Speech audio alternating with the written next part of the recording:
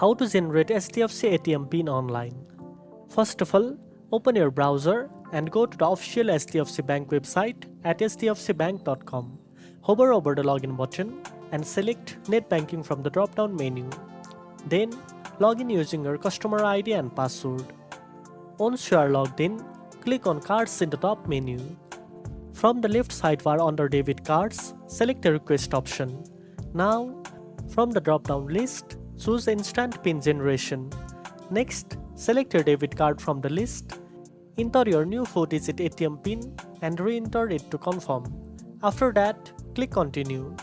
Then, click on Confirm and enter the OTP sent to your registered mobile number or email.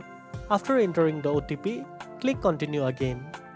You will then see a confirmation message that your new ATM PIN has been set successfully. And that's it.